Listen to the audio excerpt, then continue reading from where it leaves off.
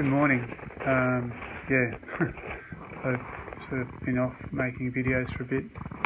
Obviously, I'm just about to. I've got a bunch of things to do actually.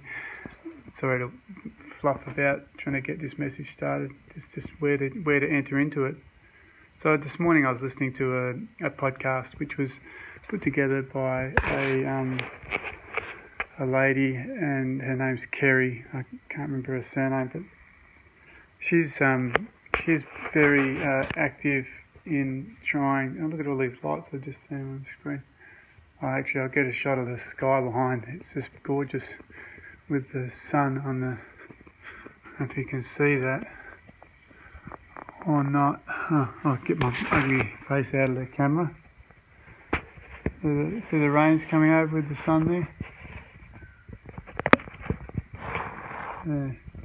Anyway, it's a beautiful storm outside, and it's just a wonderful thing to be alive. But I'm also very concerned to stress that I am alive, and that's the reason, I suppose, that's a good segue into this video. What I mean by I'm alive is that there's a really it's the foundational problem of the whole human, the whole race of men and women, and what we would probably say is the human race. What we don't understand is that when we use words such as human and person and parent and so many other words which we use in an everyday context, like include is another good one. It's like include means to absolutely exclude everything else other than that which is referred to directly as having been specifically included. So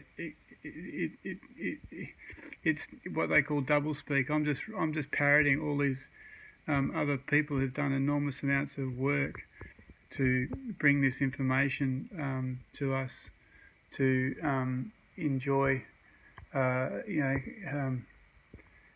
it resonates with our people call it level of vibration, or our heart, or our soul, or our conscious or consciousness. I'm not too worried about all those, defining all those terms. What I'm more concerned about is that there's a real problem we're going to have. We've had it.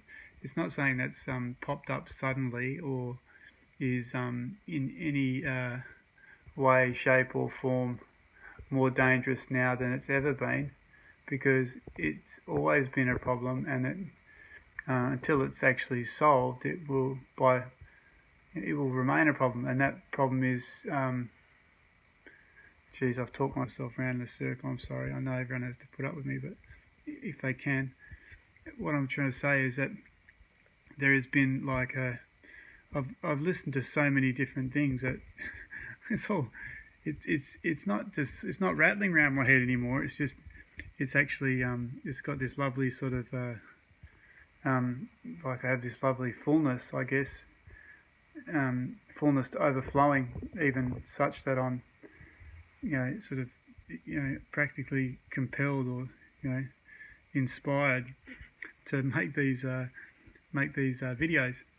And the reason I'm inspired is because the power of love ultimately, and it's been a journey where there's been a great deal of fear at times from within me in reaction to my experiences, my circumstances. I've had my children taken away from me.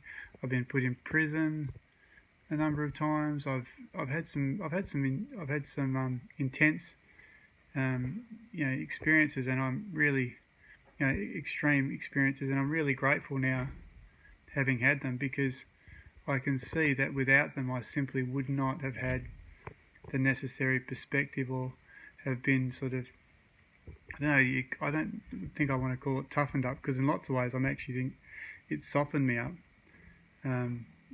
because I think you can go either way on these things. You could toughen up. I mean, I could have I could have. Actually, I don't think I could have. Everyone does what they're gonna do and what they're supposed to do.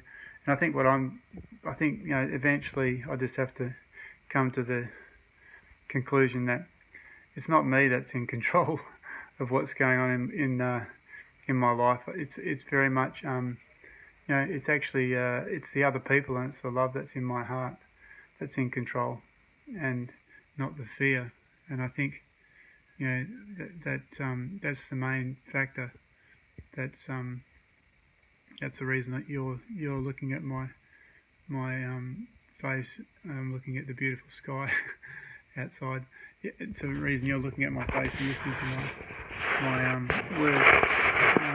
So anyway, this is the guts of it. Right? It's a scheme. It's a scheme that's been around ever since ever since the creation of men, Adam, so to speak. And it is very important to recognise in the Bible in particular the volume of truth which is contained in those pages is consistent with reality if it's read, and I suppose if one applies themselves to reading it in a way that you're intelligent about it, not some sort of doctrinally religious driven way of searching for an interpretation, but more like just a genuine seeking of truth and I suppose a response to the power of love in your heart. So again, I'm waffling. Anyway, what I wanted to say is I've got to go to court again soon. When's soon? So it's today, the 25th. I've got to go on the 27th, so that's a couple of days' time on Wednesday. And I've been to court, I don't know, a lot. Probably more than your average Joe Blow, that's for sure. But each time I've been to court, like I've had, I don't like it. Let's get it straight. It's not a very pleasant place to be. Although, having said that, I also have to, balance that up with the fact that I have been grateful to have been in the court, and I have been grateful to have had the experience that I've had. And that's really weird because, like I say, it's really unpleasant, but somehow this gratitude has consistently sort of remained. So I suppose what I would say that is I'd say that's just the spirit of, it's the spirit of God, the spirit of truth, spirit of love, I don't know what you call it.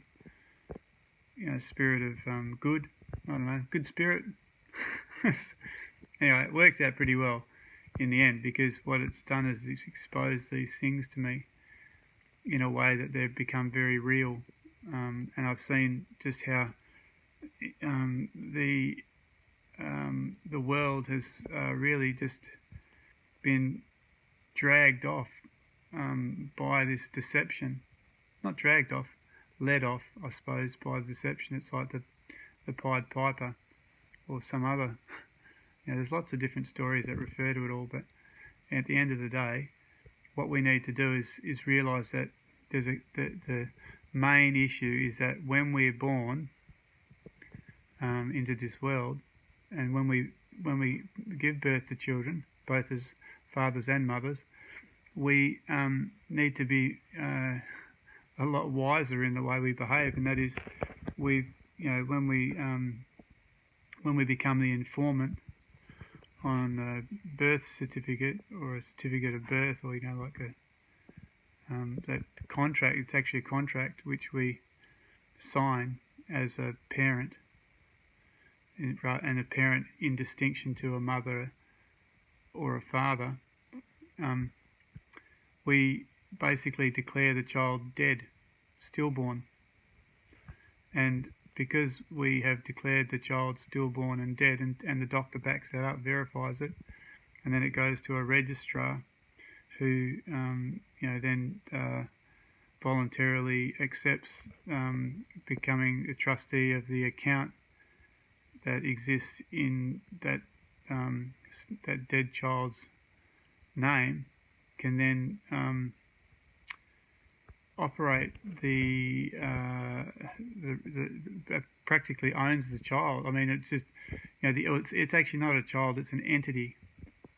There's a legal entity, and a legal entity comes about. You need to watch some really great material from the Justinian Deception, and that's by a fellow named Romley and another fellow named Rowan, and they're just fair income guys who have probably in different ways but similar to myself been exposed to things which have really caused them to respond and put in I suppose it's almost it's extraordinary effort to discover truth.